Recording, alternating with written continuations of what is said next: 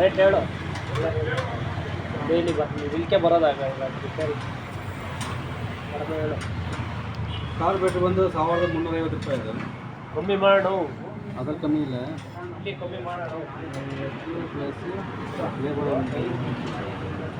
1450. ಅದು 650.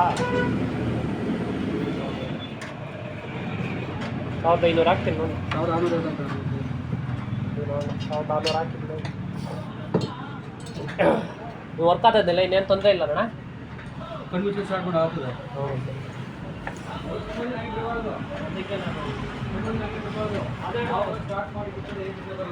ಸಿಲಿಂಡರು, புது சிலிண்டரு, புது பேரிங்கு,